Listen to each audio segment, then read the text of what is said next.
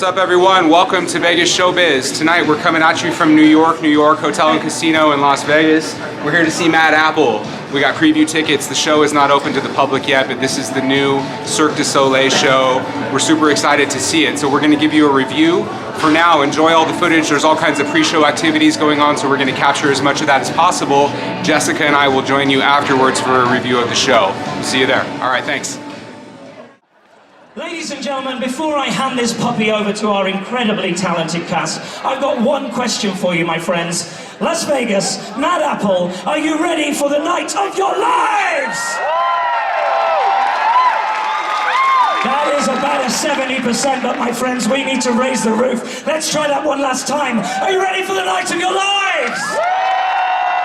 Well, get your hands together and please welcome to the stage, my friend, and soon to be yours, Francois!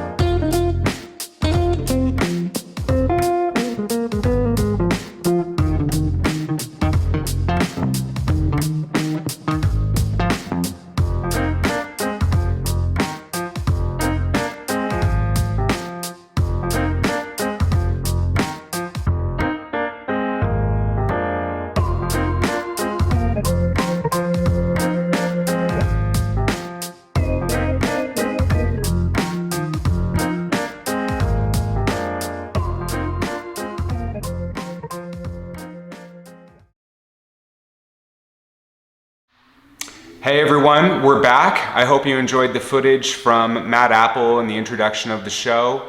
Now's the fun part. Now we get to talk about the show. We're really excited. As I mentioned in the introduction, we got to see a preview showing. By the time you're watching this now, it is open to the public.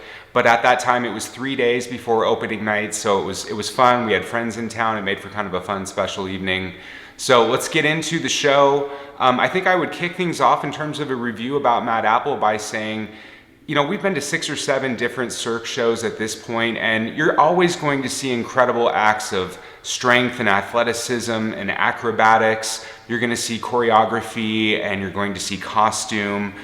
But what separated Mad Apple for me was all of the New York culture that it combined into its show.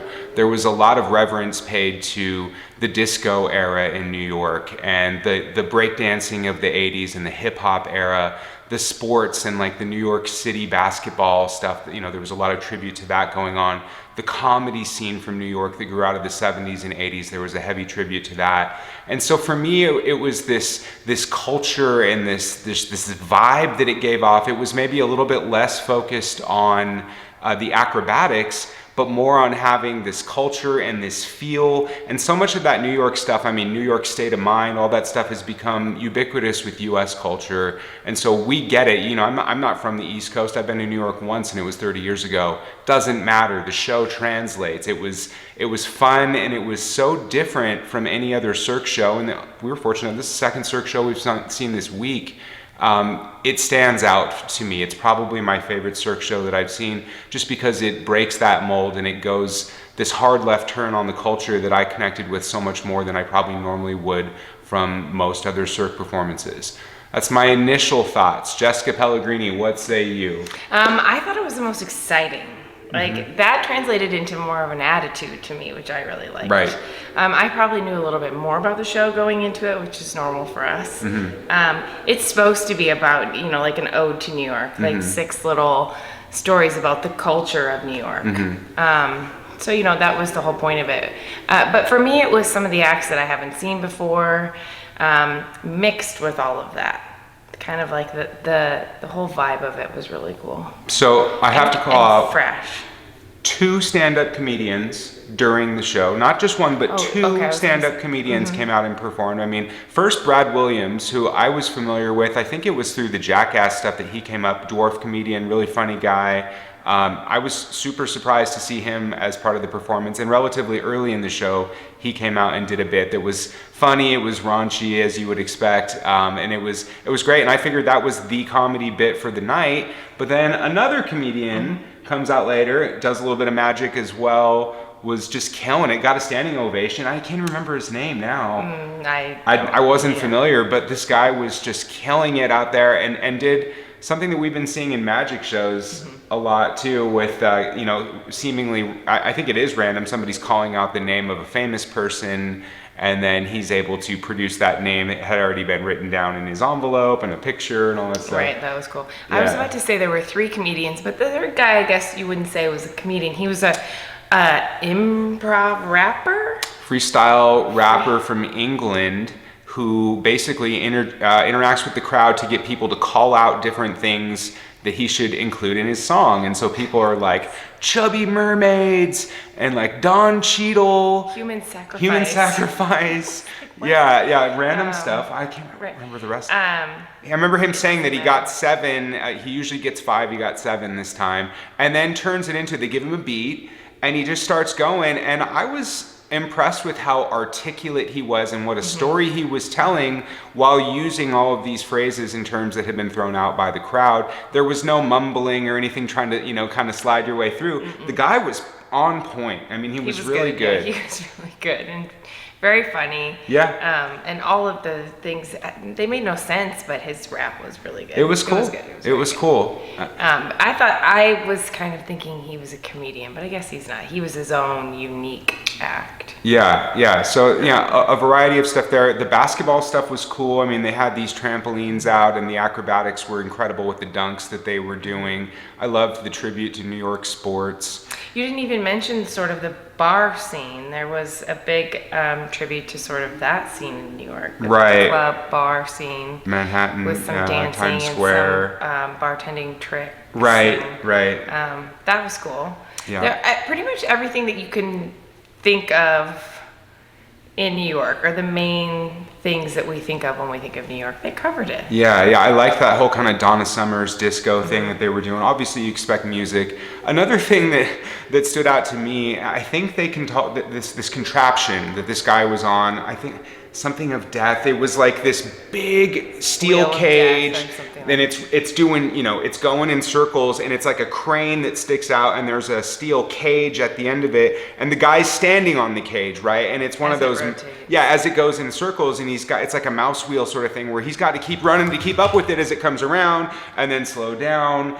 But then he jump roped. He was jump roping, but I have to be honest, like usually I see people do something like this, maybe on television more likely, but it looks like you're like, oh, they got this, there's no worries.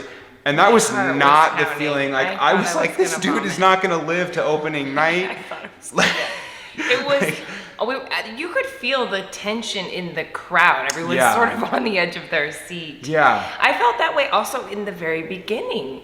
There were 2 gentlemen that sort of flip. One guy's on his back with his legs up in the air. He was like juggling a human. I don't know how else to say it. It was bizarre and so with his cool. feet and catching the guy on his hips, and but it was I crazy. kept feeling like one little slip and the guy on top is just done for. Well, and as they were saying, after the Wheel of Death, I hope that's what it's called. It's not, whatever. Well, you know what I'm talking about.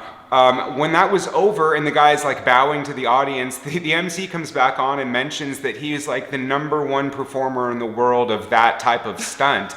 And I was like, really? Like, I was like not really believing it. And I think that's when they made the joke. They were like, when we hired him, he was number 2. Yeah. But you know, sometimes things don't go as planned. That was pretty funny. But I just remember thinking, like, I was thrilled that that guy lived through that, and it just didn't. I'm sure it was part of the act, but it felt raw, and it felt like this wasn't the most rehearsed thing in the world, man, but he got through it. It's something that we haven't mentioned that we should. It's not for families. Oh, okay, yeah. Maybe teens. I'm not actually sure what the cutoff is for tickets, probably. But it's definitely not something that I would take young kids to. I mean, there's too much, I guess, vulgarity, if you will. Well, certainly with the comedy as well, yeah. Whereas some of the other shows are definite, Cirque shows are good for families. Absolutely. This is not the one. That's a good This is the point. one you want to go to with adults. Yeah.